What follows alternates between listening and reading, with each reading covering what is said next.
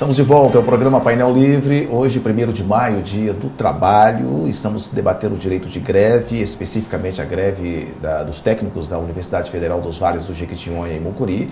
Com a gente, né, a técnico administrativo Leila Silva, também o professor Marinalvo Aparecido Carvalho e o aluno Elias da Cunha Alves. Quero agradecer a sua participação pelo nosso site tvvalinet.com.br, pelo telefone 3531-1013.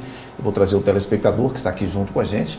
Quem participa acessando o nosso site é a Fernanda Mascarenhas, no Jardim da Serra. Boa noite, sei que terá eleição para a nova reitoria. Quem vocês apoiarão? É tempo de negociar com as chapas, não acham? É interessante a pergunta dela e nós também estamos curiosos, porque por enquanto ainda não saiu chapa. Por enquanto só boatos e nomes, então nós não sabemos ainda. Mas com certeza nós vamos estudar e vamos ouvir as propostas de cada chapa, de cada candidato, né? Quem está junto com a gente, sim, quem ia comentar? Não? Eu queria fazer um comentário que a nossa universidade ela conseguiu ter a ideia da paridade entre os 3 segmentos. E essa conquista, a gente não pode perder ela de jeito nenhum. Porque paridade, um homem e um voto. Não. No nosso caso é por segmento, né? Então, o docente, 33%, técnicos administrativos, 33%, e os discentes, 33%. Porque não era assim? Não, era 70% docente e 15, né? 15 TAs e 15 os discentes, os estudantes.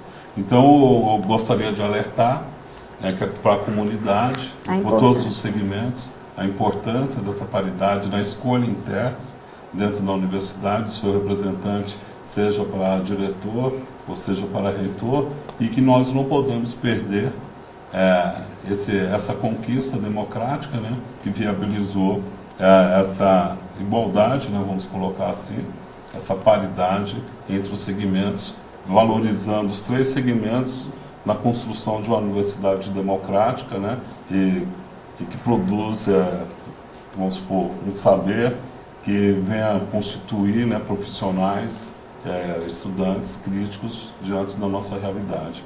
Esses segmentos têm se mostrado coesos, entendeu? Fechados nas eleições? Não, eu acho que cada segmento... Pois é, cada segmento que eu digo, o segmento estudantil, por exemplo, estão fechados, normalmente eles fecham ou racham?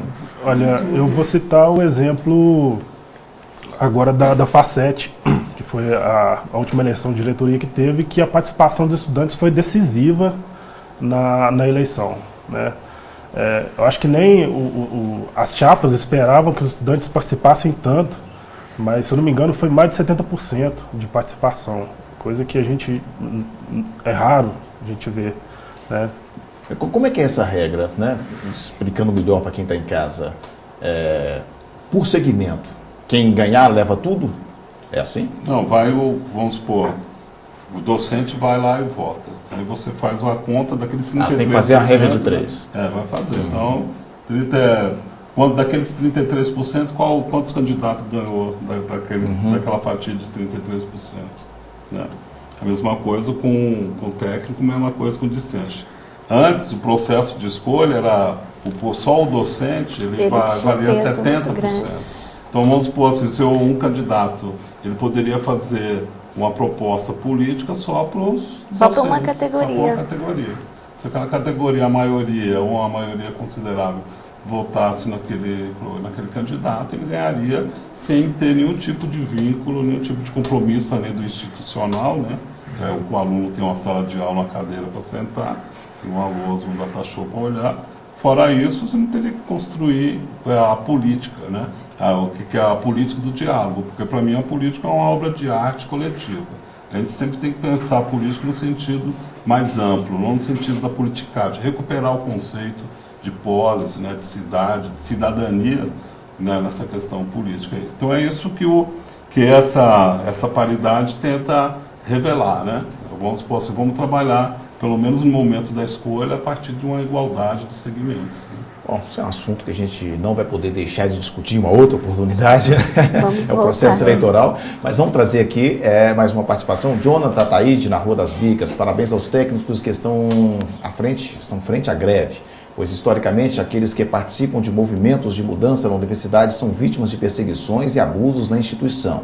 E ao movimento estudantil digo, enquanto o mesmo não se organizar politicamente e se impor sobre os grupos políticos da cidade, vocês serão apenas barulho e faixas. Está na hora da universidade cumprir um papel maior, que é a obrigação universitária de pesquisa, ensino e extensão.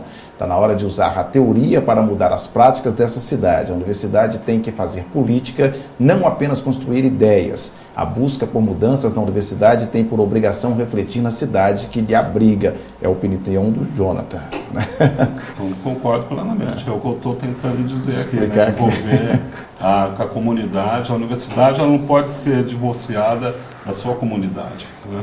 A gente não pode ter mais a universidade como uma cúpula fechada que não se relaciona com a questão de meio ambiente. Mas que tem sido assim ao longo, historicamente no Brasil. Então, vamos supor, a questão do transporte.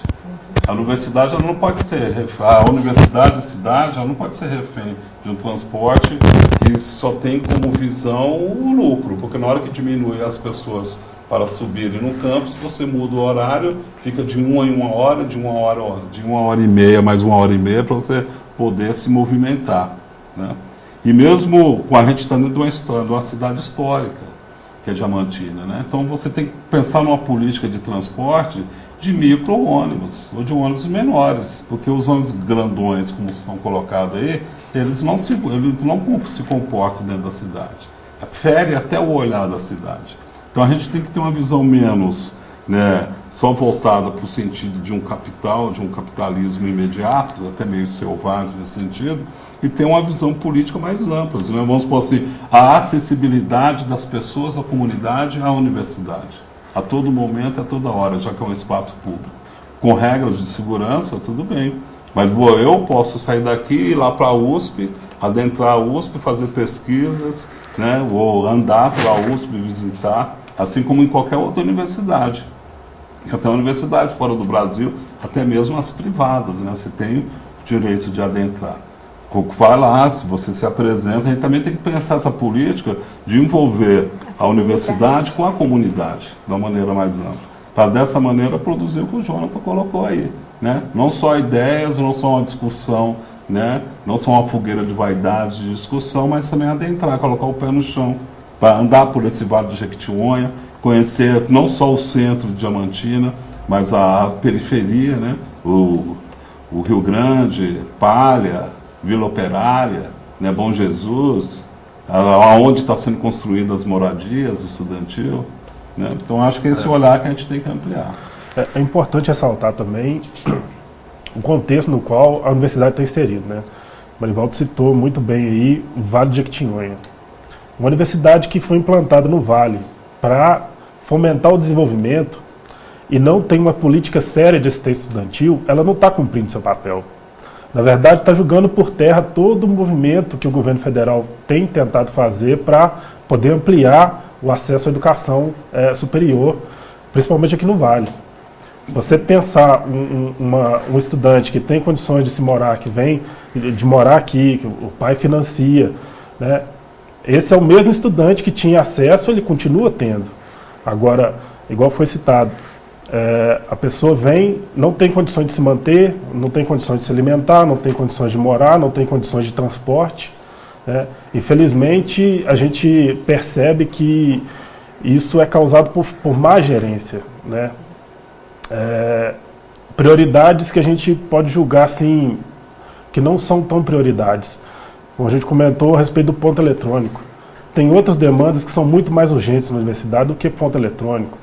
Estima-se aí cerca de 1 milhão para se implantar o ponto eletrônico, sendo que a gente não tem nem um alojamento decente para os estudantes, né?